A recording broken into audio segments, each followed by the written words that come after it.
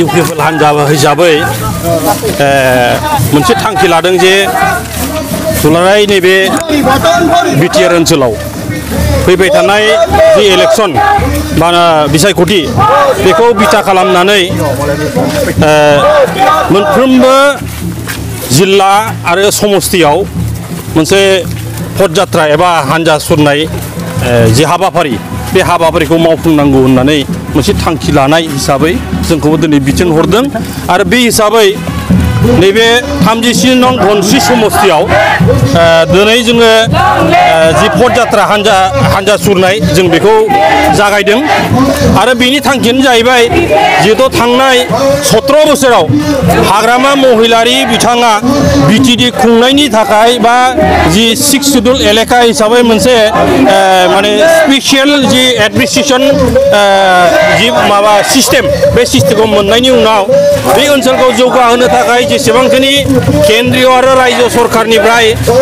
जेसेबांखिनि अनुदानफोर फैदोंमोन जौगानाय आसनिफोर फैदोंमोन बे जौगानाय आसनिफोरखौ रुपायन खालामनायाव दिनै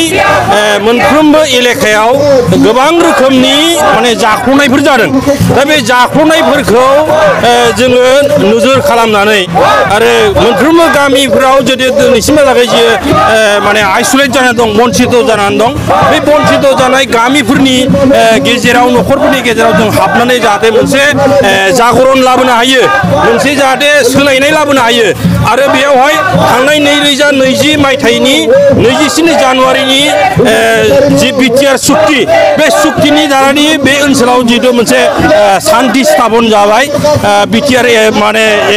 एग्रिमेन्टनि उनाव एकर्डनि उनाव दिनै बेवहाय जेसेबांखिनि संग्रामिफोर दंमोन एनडिपि दंमोन बे गासैबो दिनैहाय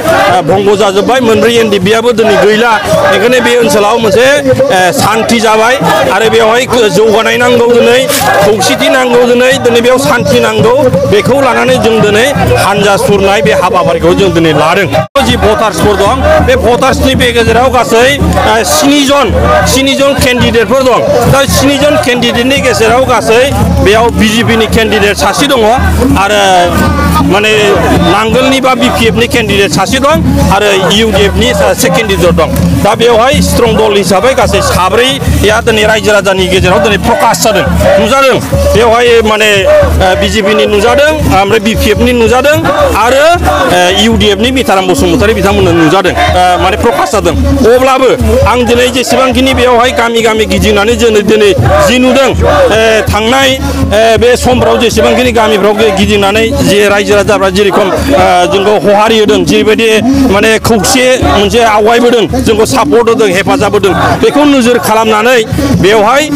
इउपिपिएल दलानो बेयाव देरहागोनना दिनै 100% दिनै सियर जानानै दं रोखा माने 100% दिनै इउपिपिएलनो देरहानो हागोन रोखा बेयाव सोरबा मिताराम बसुमतारी सोरबा माने बिपिएफ बे खुनु फेक्टर नङा आरो दिनै मिताराम बसुमतारीया मानो फेक्टर नङा बिथाङा थांनाय बे 17 बोसोरनि सासनाव बिथाङानो बे ओनसोलनि सासे इएममोन 12 बोसोर इएममोन 5 बोसोर टिएलसिनि चेयारमेनमोन ओंखायनो बिथाङा जेरैबायदि माने रायजो राजाफोरनो खोथा होदोंमोन सासनाव थानाय समाव बिथाङानो सासननि माने सियाराव जिरायनानै दंमोन ओंखायनो बे समाव बिथाङा मावनो हायाखै दा मावनो हायैनि थाखाय बिथाङा गोदान जेबो प्रतिश्रुति दिनै होनो हायाखै ओंखायनो बिथाङा दिनै बेयाव फेक्टर नङा आरो बे बेराफारसेथिं बेवहाय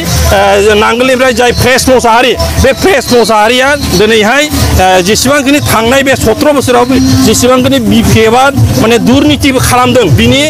जबाबदिहि जादों बिथाङा एन्सार होनो हायाखै आरो फारसेथिं बेराफारसेथिं बिथाङा दिनै बे फ्रेस मोसाहारिया माने बे ओनसोलनि नङा बे गहपुरनिफ्राय फैनाया बेयाव 4-5 बोसोरसोल' जादों ओंखायनो बेखौ आनलकेल हिसाबै बेखौ सालानि हिसाबै माने बिनि गावसिनि बिपिएफनि मानसिफ्रानो बेखौ ग्रहण खालामाखै बिनि थाखायनो बेजों दिनै खामानि मावाखै ओंखायनो बेखौ माने रायजो राजानि खोथायाथ' बारो बिपिएफनि मानसिफ्रा ग्रहण खालामाखै ओंखायनो बेवहाय बिपिएफ हिसाबै बिथाङा देरहानो हाया आरो बिथांनो भट होनाय नङा आं दिनैनि बे जि पदयात्रा एबा जे हान्जा सुरनाय बे हाबाफारिनि गेजेरजों गासै बे माने 37 नं धनस्रि समस्तिनि गासै रायजो राजासिम लोगोसे गासै बिटिआर बासिनि रायजो राजासिम नोंथांमोननिसिम आं खावलायहरनो सानदों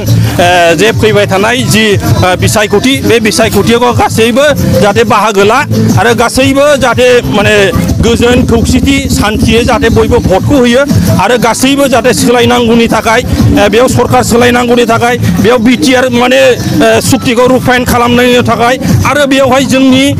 जाखांफुनाय लाइमोनफोरनि सेंग्रा सिख्लाफोरनि कर्म संस्थापननि थाखाय साख्रि बाख्रिनि थाखाय सोरबा गरिबफोरनो दिनै IBS नांगौ IY नांगौ बेफोर माने मोननांगौनि थाखाय आरो मोजां सरकार जाहाथे जों दिनै मोननो हायो बिनि थाखायनो दिनै UPPLखौ जाहाथे गासैबो रायजो राजाया जाहाथे माने सहाय मदद होयो भट होयो आरो बेवहाय जाहाथे रायजो राजायाबो UPPL हिसाबै जोंखौ सरकार खुंनायाव जाहाथे बा UPPLनि मानाव गेदेर आफादगिरि प्रमद बर' बा गोबिन्द बसुमतारी बा उर्खावग्रा ब्रह्म बिथांमोनखौ जाहाथे माने गोख्रों खालामनायाव जाहाथे खामानि मावो आरो माने डेम'क्रेटिक कान्ट्रि हिसाबै जाहाथे भट जाहाथे माने UPPL गासिबो ट्रेक्टरनि सावगारिया जाहाथे भट साब्यस्त खालामो आं बेखिनिखौनो दिनैनि बे हाबाफारिनि गेजेरजों गासैनिसिम आङो गुरै खावलायहरनाय जाबाय।